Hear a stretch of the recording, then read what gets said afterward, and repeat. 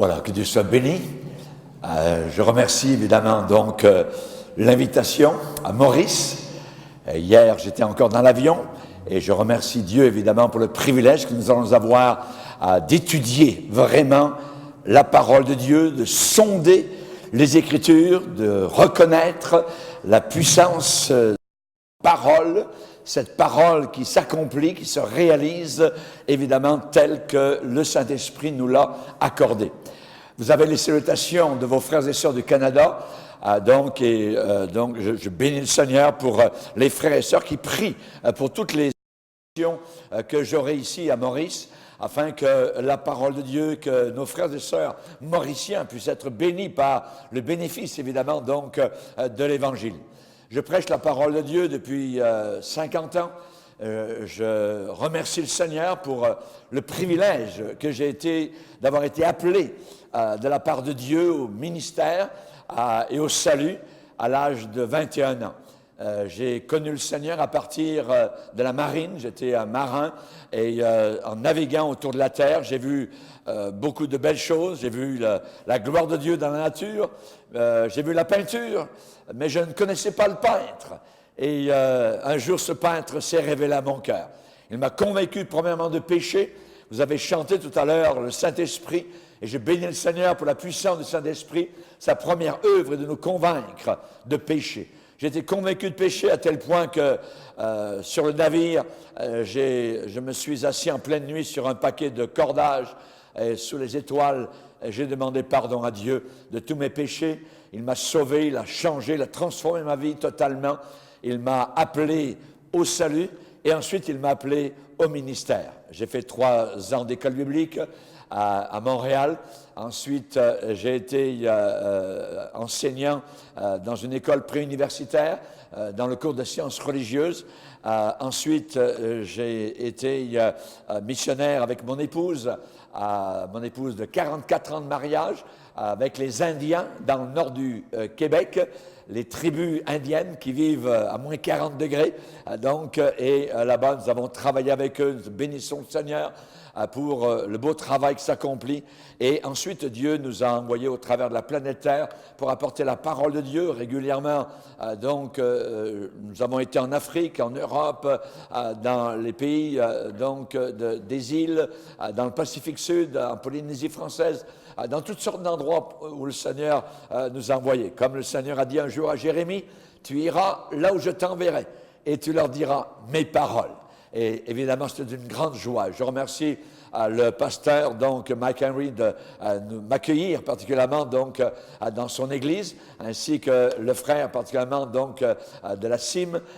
Je remercie le Seigneur pour la joie que nous allons avoir, évidemment, de sonder les Écritures, à travers de ces journées particulières, inviter des amis, inviter ceux, évidemment, qui désirent connaître la puissante parole de Dieu, des gens qui ne veulent pas uniquement des frissons, mais qui veulent, évidemment, sonder les Écritures, connaître, évidemment, l'état dans lequel nous sommes, particulièrement devant le Dieu éternel. Nous avons beaucoup d'occupations, généralement autour de la planète Terre.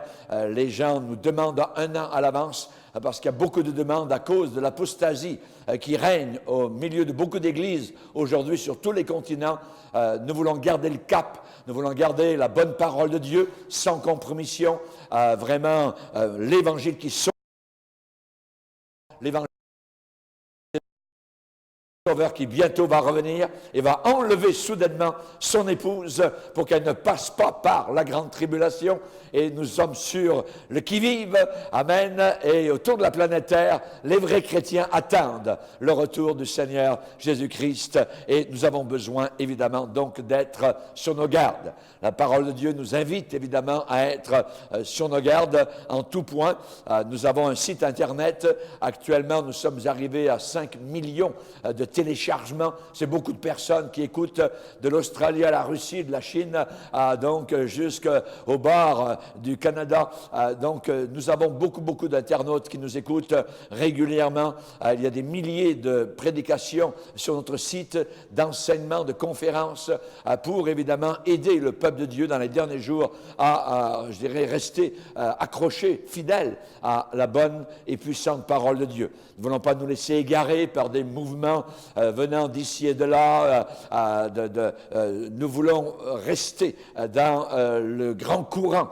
Donc, au travers des siècles, l'Église de Dieu qui est restée fidèle à la parole de Dieu. Ce que vous allez entendre au travers des conférences, je le prêche partout dans le monde. Je ne prêche pas particulièrement différemment ici à Maurice qu'ailleurs dans le monde. C'est l'Évangile. L'Évangile ne change pas. L'Évangile, c'est pour tous les pays de la planète Terre. Jésus a dit, allez par le monde entier, prêcher l'Évangile au monde entier. Amen. Celui qui croira sera sauvé. Celui qui ne croira pas sera condamné. Évidemment, nous voulons, voir ce que les Saintes Écritures déclarent. Nous avons une église, nous avons fondé une église, particulièrement dans la banlieue de Montréal, depuis maintenant environ une vingtaine d'années. Nous avons remonté des églises, nous avons aidé dans l'évangélisation. Actuellement, nous sommes à la radio sur le Québec, particulièrement donc 2 fois par jour. Nous avons des émissions qui sortent comme cela. Nous enregistrons aux États-Unis sur la frontière américaine. Nous ne pouvons pas donc avoir des émissions au Québec à cause de l'Église catholique romaine qui s'oppose donc à l'Évangile, mais nous pouvons sur la frontière donc enregistrer et donc envoyer sur le Québec particulièrement toutes ces émissions. Nous bénissons Dieu évidemment pour le privilège que nous avons d'annoncer la parole de Dieu, et avec les moyens techniques que nous avons, eh bien c'est ce que le Seigneur a dit, l'Évangile authentique sera prêché au monde entier, ensuite viendra la fin. Je suis marié depuis 44 ans avec la même épouse. Je l'aime encore, je suis en amour avec elle, je bénis le Seigneur. Nous avons 2 enfants, 3 petits-enfants, et mon épouse a été, je dirais, pendant des années, la plus jeune femme de pasteur du Canada. Je l'ai épousée à 17 ans, et elle est entrée directement avec moi dans l'œuvre de Dieu. Nous avons travaillé ensemble, et je bénis le Seigneur pour la chère épouse que Dieu m'a donnée. Elle n'est pas pasteur, elle ne veut pas être pasteur, elle est une femme de pasteur, elle m'épaule, amen, et je bénis le Seigneur pour ce travail donc qu'elle accomplit dans l'ombre, à l'ombre de son mari. Et nous bénissons Dieu. Alors, c'est un petit peu pour l'introduction. Je pense que chaque session aura environ, je dirais, entre 45 minutes et 1 heure. Alors, c'est à peu près ça. Il y aura des breaks donc au milieu. Et c'est ainsi que je pense que nous allons opérer au travers de ce séminaire sur les 7 églises d'Asie, les 7 églises de l'Apocalypse. Amen. Donc, que Dieu soit béni. Nous allons débuter. Je vais sortir ma Bible avec mes notes. Alléluia. Voilà, gloire au Seigneur. Si vous voulez bien, on va se lever devant le Seigneur, on va lire la parole de Dieu.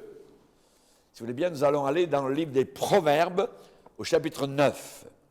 Livre des Proverbes, dans l'Ancien Testament, chapitre 9. Et vous savez que le Seigneur s'est révélé donc à 7 églises de l'Apocalypse. L'église de Dieu, normalement, c'est la colonne et l'appui de la vérité. Et si l'Église faillit à sa tâche, à ce moment-là, la colonne s'écroule et le bâtiment donc tombe.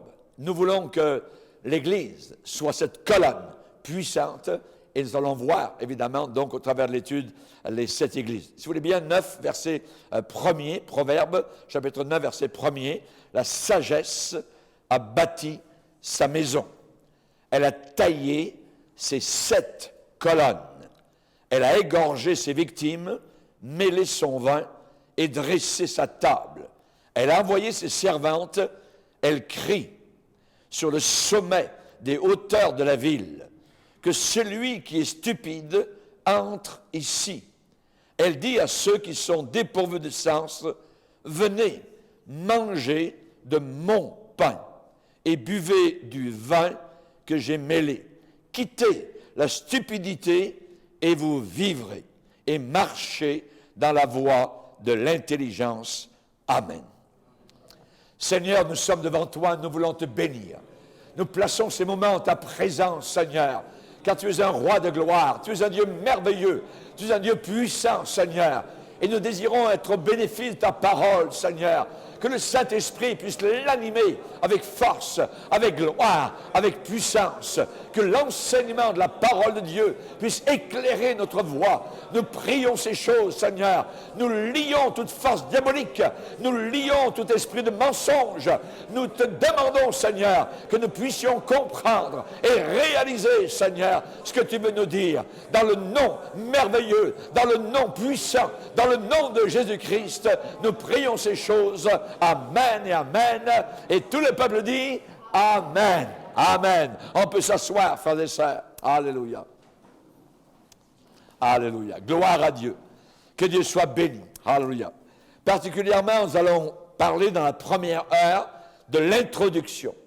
L'introduction, donc, à ce cours sur les 7 églises. Nous allons voir tout d'abord, dans cette leçon, la vision des 7 églises. Ceux qui ont des notes peuvent prendre des notes. Donc, la vision des 7 églises. Vous savez que le livre de l'Apocalypse a été donné à Jean alors qu'il était sur une île. Ici, nous sommes sur l'île de Maurice, donc au fond de l'océan Indien. L'apôtre Jean était sur une île, mais pas aussi peuplée qu'ici, une île quasiment déserte. C'était là que Rome envoyait les déchets humains, je dirais, de son empire. Et Jean, l'apôtre, le pasteur d'Éphèse particulièrement, donc, s'est retrouvé sur cette île avec, évidemment, les prisonniers qui venaient d'ailleurs. Et c'est là que le livre glorieux, merveilleux, le dernier livre de la Bible, le 66e livre de la Bible, a été donné à Jean sur l'île de Patmos. Et c'est là que Jean va déclarer, au verset 9, premier chapitre de l'Apocalypse, « Moi, Jean, votre frère, qui ai part avec vous à la tribulation et au royaume et à la persévérance en Jésus-Christ, j'étais dans l'île appelée Patmos. » Jean est dans l'île appelée Patmos lorsqu'il se retourne et derrière lui, il a la vision de Jésus-Christ ressuscité. Jésus a visité l'apôtre Jean. On va se poser la question. Jean, avait-il un pressentiment de ce tête-à-tête avec le Seigneur? Est-ce que Jean se doutait de cette visite remarquable de la part de Jésus? Est-ce que Jean entrevoyait cette rencontre? Eh bien, ça en parle peut-être dans l'évangile de Jean, où un jour, eh bien, la question, c'est Pierre, l'apôtre, qui a indiqué Jean à Jésus. Il dit, Jésus, lui, Jean, et celui-ci, Seigneur, qu'est-ce qui va lui arriver? Et Jésus répond, Pierre, on pourrait dire de cette manière, mind your business. Occupe-toi de tes affaires, maillé. Si tu veux qu'il demeure jusqu'à ce que je vienne, que t'importe. Certains qui étaient là ont compris que Jean ne mourrait pas. Ils ont dit, ah tiens, Jésus va revenir et Jean n'aura pas eu le temps de mourir. Voyez, certains ont pensé ça. Mais Jean l'apôtre a rectifié très vite cela, cette impression. Et dans Jean 21, au verset 23, il est dit, cependant Jésus n'avait pas dit à Pierre qu'il ne mourrait pas, mais si je veux qu'il demeure jusqu'à ce que je vienne, que t'importe.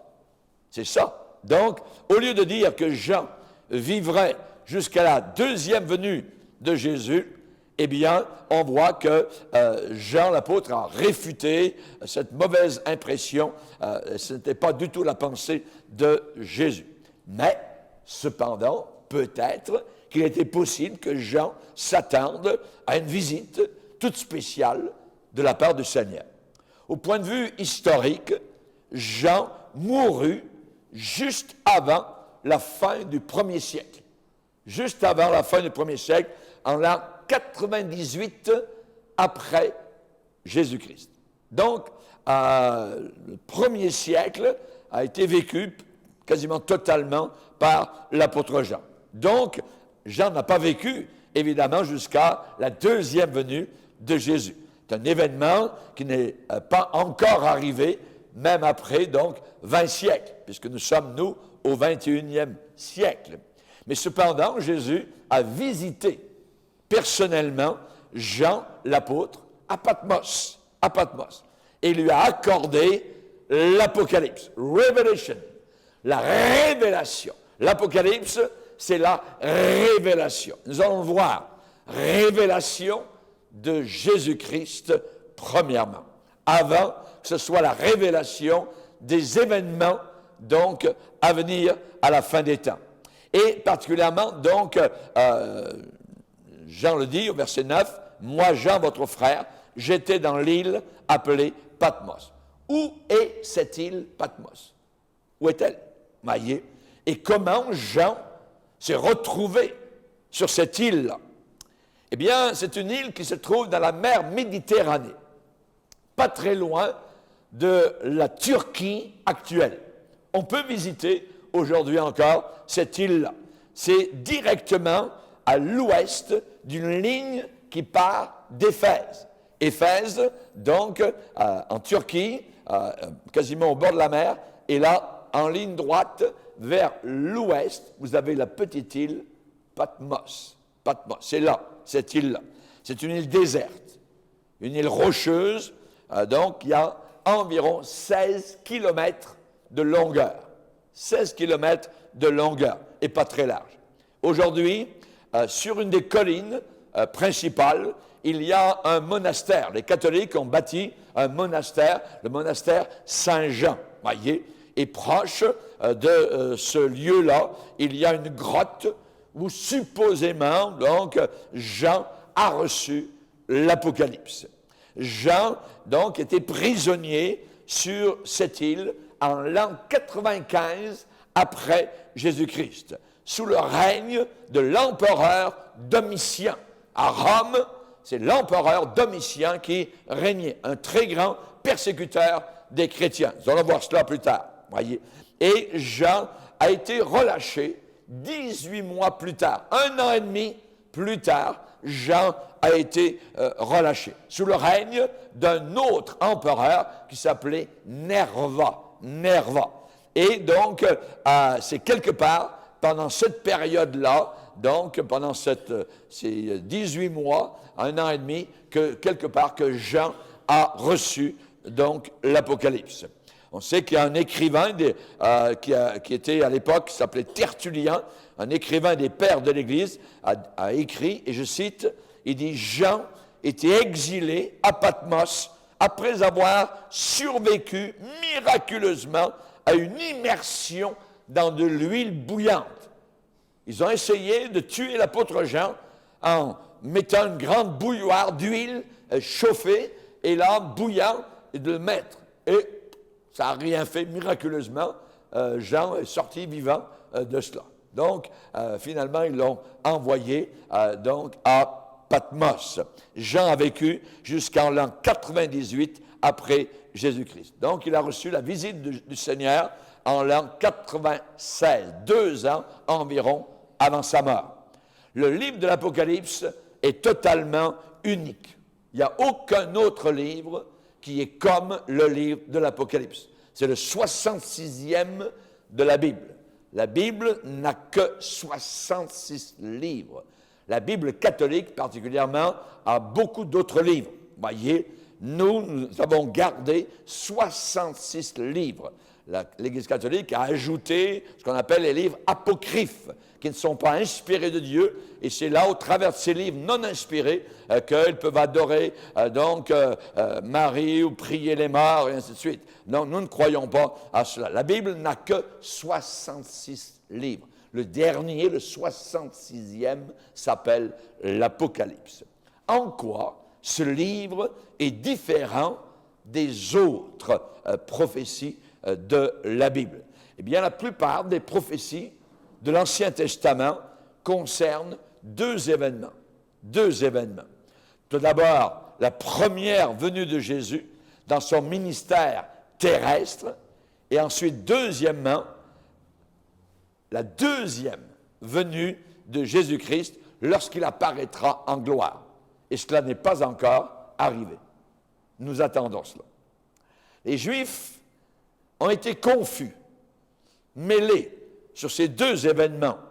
Ils croyaient que le Messie viendrait et accomplirait toutes les prophéties en une seule fois, d'un seul coup. Donc, incluant l'établissement du royaume, le royaume de Dieu visible. Et quand ils ont vu, quand ils ont remarqué que Jésus ne faisait pas cela, ça a été une grande déception, un grand désappointement. Les Juifs pensaient qu'ils mettraient les Romains dehors et que c'est là que le royaume allait commencer. Non, Jésus n'a pas mis les Romains dehors du tout. Et là, donc, ils ont changé leur fusil d'épaule et les Juifs, comme nation, l'ont rejeté. Il est venu chez les siens et les siens ne l'ont pas reçu. Ils ne l'ont pas accepté. Ils ne l'ont pas reçu. Mais à tous ceux qui l'ont reçu, il a donné le pouvoir de devenir enfants de Dieu. Alléluia! Gloire au Seigneur. Amen? Gloire au Seigneur. On sait que dans Ésaïe 53, la prophétie qui parlait de Jésus, dans Ésaïe 53, c'est un chapitre que les Juifs, généralement, ne lisent jamais dans leur synagogue. Ils pensent, eux, que Ésaïe 53, c'est la description du peuple juif. Mais dans Ésaïe 53, on parle qu'il portera nos péchés. C'est de nos souffrances qu'il s'est chargé. Nous sommes guéris par ses meurtrissures. Et ainsi de suite. Voyez, et ça ne parle pas du peuple juif. Le peuple juif n'a jamais expié les péchés de personne. Voyez, on parle de Jésus. Juste, uniquement Jésus a expié les péchés. Ésaïe 53 est une description merveilleuse de Jésus-Christ, notre Sauveur. Alléluia. Le livre de l'Apocalypse a été écrit après la première venue de Jésus. Il ne faut pas oublier ça. Donc, ces prophéties réfèrent aux événements de la fin. Les premières paroles de l'Apocalypse, ça dit les choses qui doivent arriver bientôt. Les choses qui doivent arriver bientôt. Il y a certaines choses dans le livre de l'Apocalypse qui ont commencé à s'accomplir immédiatement après 96 après Jésus-Christ, donc la date où ce livre a été écrit, et on sait que les 3 premiers chapitres de l'Apocalypse, eh bien, ce sont des événements qui se passent et qui arrivent pendant l'époque de l'Église. Est-ce qu'on doit étudier l'Apocalypse? Est-ce qu'on doit étudier? Est-ce que c'est une obligation d'étudier le livre de l'Apocalypse? Il y a plusieurs personnes qui disent « Ah, vous savez, j'aime pas l'Apocalypse parce que c'est un livre, il y a beaucoup de symboles, on comprend rien, tout ça. Donc c'est impossible à un lecteur ordinaire d'en recevoir un bénéfice. » C'est pas vrai. C'est pas vrai du tout. Le livre de l'Apocalypse est très simple. C'est un livre merveilleux, c'est un livre très simple, qui nous montre les événements de la fin des temps et qui nous décrivent Jésus-Christ. Et là, dans Apocalypse 2 et 3, qui va être le sujet, évidemment, de notre grande conférence, ce séminaire particulièrement, quiconque nie le Fils, et sur les mosquées, et je le vois en Afrique partout, et ça le dit, même à Jérusalem, et Dieu n'a pas de Fils. Et ici, dans la Bible, il est dit, quiconque nie le Fils n'a pas non plus le Père. Ils n'ont pas le Père. Quiconque confesse le Fils a aussi le Père. C'est très clair. C'est très clair. Pour venir au salut, il faut passer par Jésus. Nul ne vient au Père que par moi. Ou bien Jésus a tort, ou bien Jésus est un illuminé, un faux prophète, ou bien il dit la vérité. Nul ne vient au Père que par moi. Je suis le chemin. Il n'a pas dit, je vais vous montrer le chemin. Je suis le chemin, c'est moi. Alléluia. Gloire à Dieu. C'est le trésor de l'Église chrétienne. Gardons-le, battons-nous pour cela, jusqu'au sang s'il le faut, jusqu'à la mort.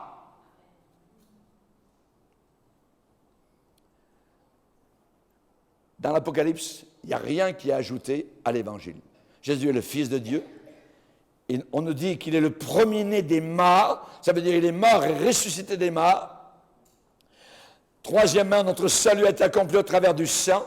Verset 5, Apocalypse 1er chapitre. Nous avons été délivrés de nos péchés par son sang. Par son sang. Ensuite, quatrièmement, tous les vrais croyants sont des prêtres. Ça veut dire des sacrificateurs. On n'a plus besoin de prêtres humains maintenant pour donner accès libre à la présence de Dieu. La Bible dit que là, nous sommes devenus des prêtres. Il a fait de nous des sacrificateurs, des prêtres pour Dieu son Père. Alors, et quel sacrifice nous offrons? De louange, de bénédiction, d'adoration. Nos corps, nous l'offrons. Il est un Dieu merveilleux et glorieux. Alléluia. Merci Seigneur. Ensuite, eh bien, Jésus a tout pouvoir sur l'enfer. Sur l'enfer. Voyez, je tiens les clés de la mort et de l'enfer. Beaucoup de gens aujourd'hui ne croient plus à l'enfer. Ou s'il y en a un, ils disent oh, non, Dieu est bien trop bon pour envoyer les gens en enfer. C'est Jésus qui a enseigné l'enfer. J'y crois. Et l'Apocalypse nous en parle aussi. Ensuite, Jésus va revenir en gloire.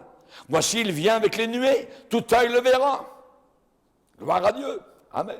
Encore une autre doctrine. Et une dernière, la 7e. Toutes les tribus de la terre se lamenteront à cause de lui, quand ils le verront venir au-dessus de la planète Terre. Et nous serons déjà au ciel depuis 7 ans avec lui. Voyez. Et là, toutes les tribus, ils vont le voir. Et ils sauront que c'est fini. C'était avant qu'il fallait donner sa vie à Dieu. Et pas au moment où Christ va revenir. Voyez, un jugement qui s'en vient sur la planète Terre. Ça sera une tristesse, se lamenteront, ils vont tous pleurer. Voyez, comme ils vont pleurer pour l'éternité en enfer. Troisièmement, la vision de Jésus-Christ au milieu des 7 chandeliers d'or. Quel est le sens de la vision des 7 chandeliers? L'arrière-plan de cette grande vision à Patmos, Jean va dire, j'étais en esprit au jour du Seigneur. J'aime ça. J'étais en esprit.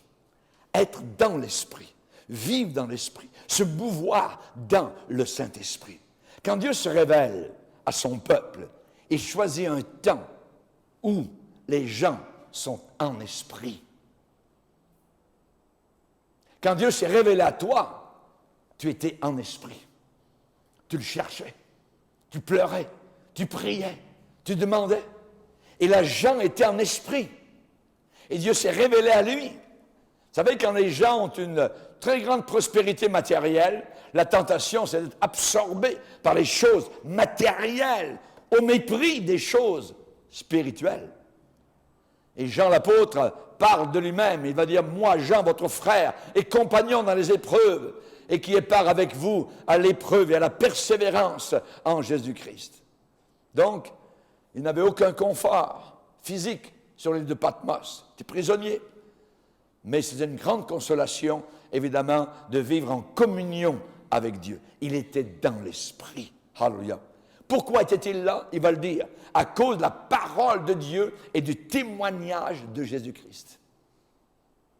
À cause de la parole de Dieu et du témoignage de Jésus-Christ.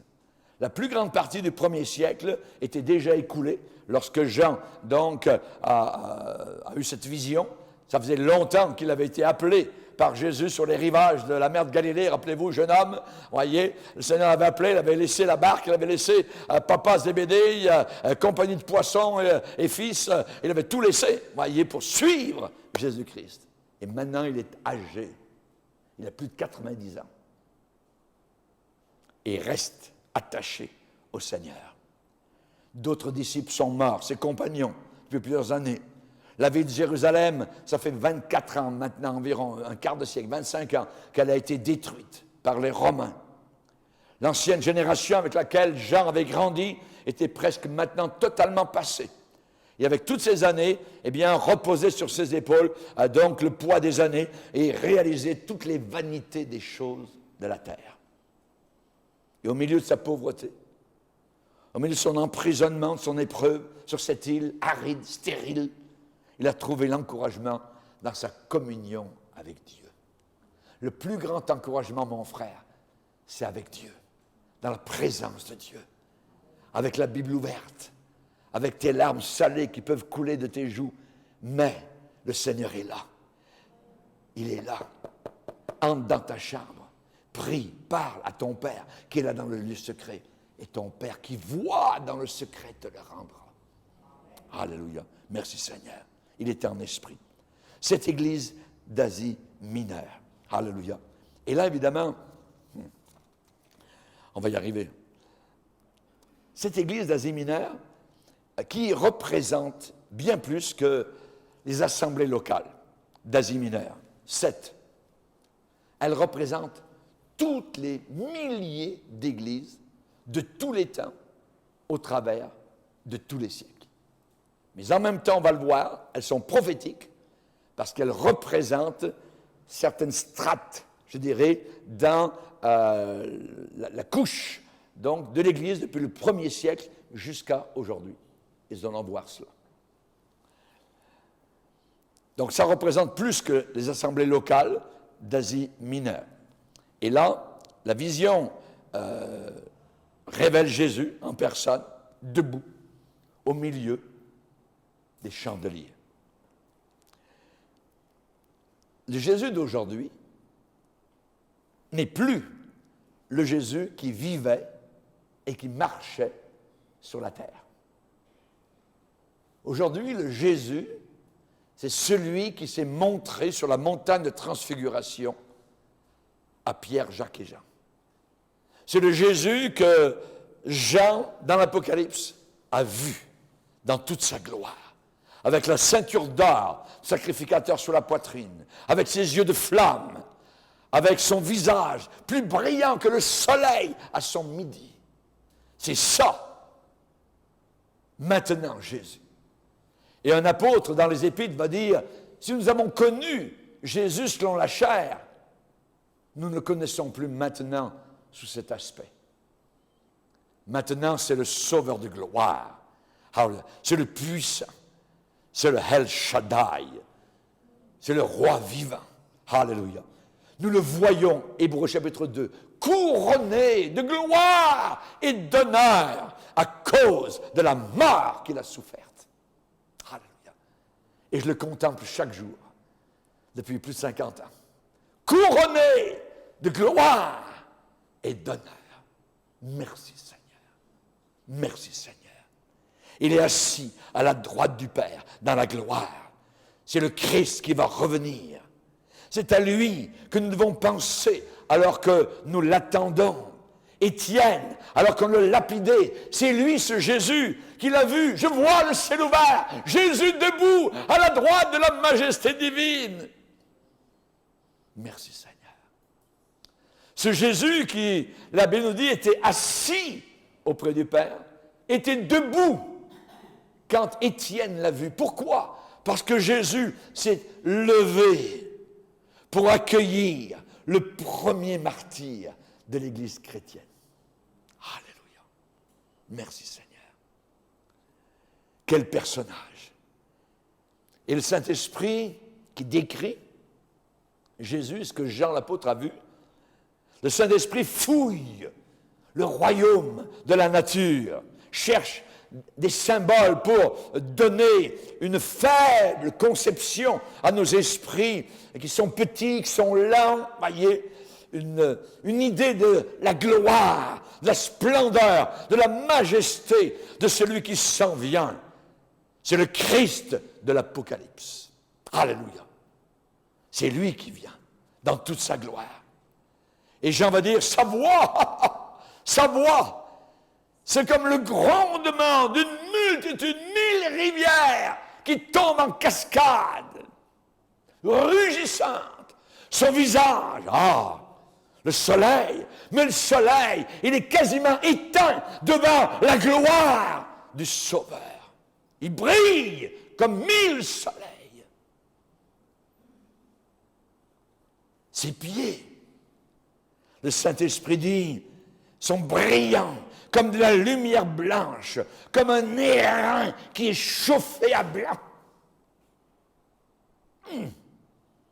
Ses yeux, comme des flammes de feu. Je m'appelle un homme, nous étions pasteurs à l'époque au Nouveau-Brunswick, une province du Canada, et un bon frère, M. Cyr, environ 80 ans. Un jour, je le visite à la maison, il me dit, pasteur, il faut que je vous dise. Dernièrement, j'ai eu une vision de Jésus. Il était sur un rocher. Et je l'ai vu, et quand j'ai vu, c'est comme j'étais sale. Et ses yeux m'ont frappé. J'étais comme totalement mis à nu devant le regard. Mais son regard était un regard d'amour. Je n'oublierai jamais ça. Et c'est Jean l'apôtre qui dit ses yeux, je les ai bien vus. C'était comme des flammes de feu.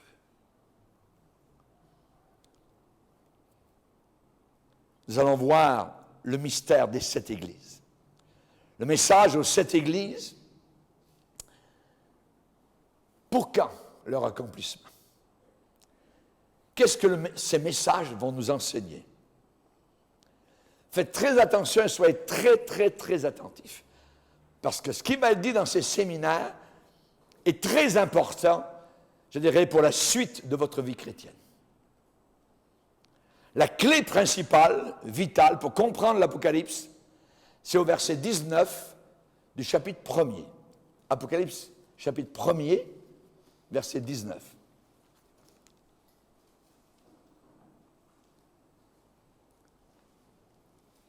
Écris donc les choses que tu as vues et celles qui sont et celles qui doivent arriver après elles. Pouf, on s'arrête. C'est là la clé de toute l'Apocalypse. Écris 3 choses. Premièrement, les choses que tu as vues. Qu'est-ce qu'il a vu? Jésus dans sa gloire. Apocalypse, 1er chapitre. Tout le 1er chapitre est consacré à la vision que Jean a sur Jésus. Donc, les choses que tu as vues. Deuxièmement, écrit les choses qui sont. Apocalypse 2 et 3. Les choses qui sont, ce sont l'état des églises. Les 7 églises. Les choses qui sont. Et troisièmement, écrit ensuite, après Apocalypse 2 et 3, c'est 4. C'est là que l'enlèvement a lieu. Monte ici, Jean. Monte ici. L'enlèvement a lieu à la fin de la période appelée Église. Et nous ne revoyons plus l'Église, je dirais quasiment, de toute l'Apocalypse ici-bas sur terre.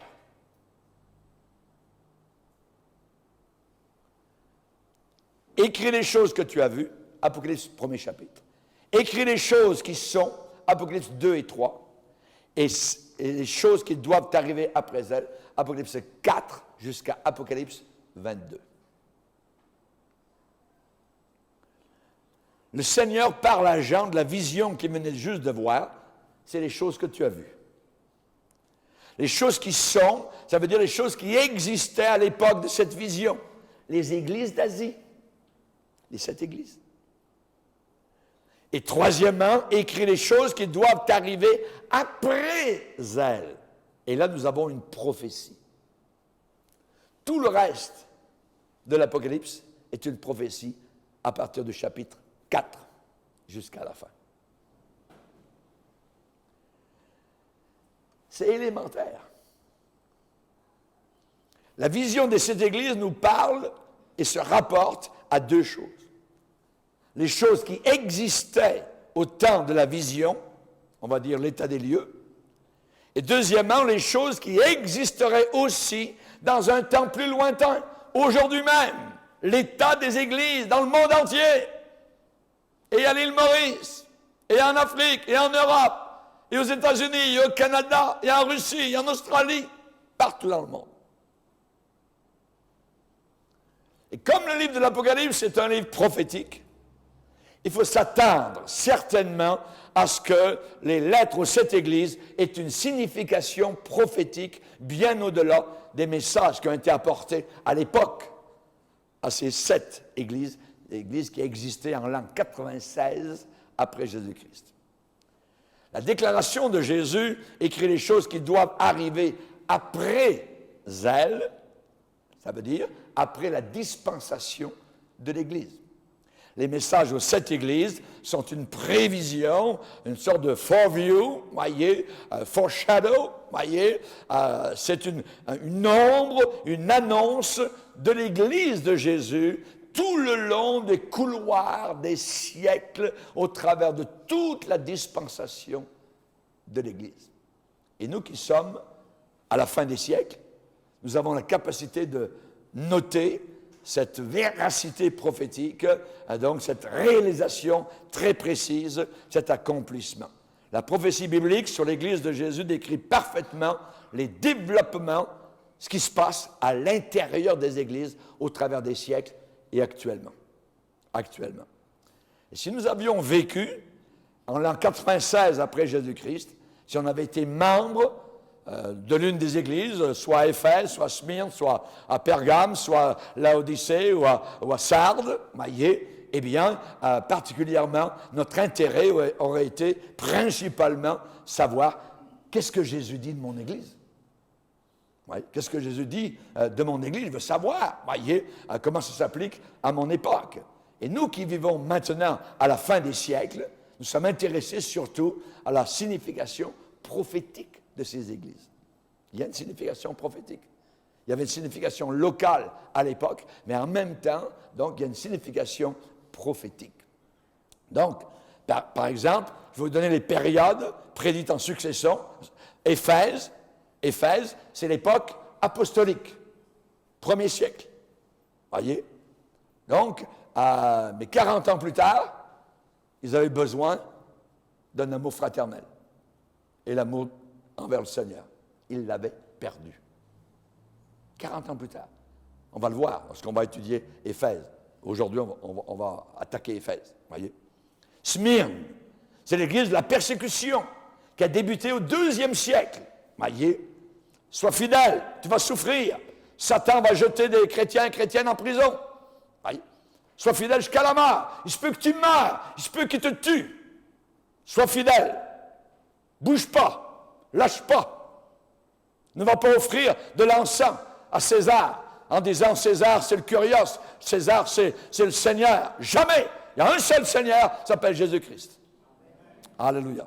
Donc c'est Smyrne. Donc débuté au 2e siècle. Ensuite Pergame. Pergame c'est l'église de la faveur impériale. Voyez, qui a débuté environ vers l'an 313 après Jésus-Christ, lorsque Constantin, l'empereur romain, supposément est devenu chrétien. C'est pas vrai, mais supposément, il est devenu chrétien. Donc, là, tout d'un coup, l'Église, termine la persécution. Et c'est là que Pergame, donc, s'est relié au monde. L'Église reliée avec l'esprit du monde. Voyez, ils ont perdu la vérité et donc, des fausses doctrines se sont infiltrées à l'intérieur. Thyatire, c'est l'église de la papauté, voyez, qui a débuté environ vers 450 après Jésus-Christ. Là, on passe à l'église dans le Moyen-Âge, Dark Ages, ça veut dire des âges sombres, obscurs, voyez, remplis de corruption. Une église remplie de corruption et qui avait besoin de pureté. Les 7 églises sont comme 7 coupes. Donc, dans des strates, je dirais, de l'histoire de l'Église. Et particulièrement, donc, on va voir que l'Église de Sardes, c'est l'Église de la Réforme. Tout d'un coup, l'Europe est en train de redécouvrir, grâce à Dieu, l'Évangile, la Bible, qui avait été soustraite au peuple, voyez, par cette fameuse Église qui se disait chrétienne. L'Église de la Réforme a débuté au mois d'octobre, fin octobre 1517, Quand en Allemagne, Luther, ce prêtre catholique romain, cet enseignant, il a planté ses thèses contre les indulgences, contre les corruptions de l'Église romaine.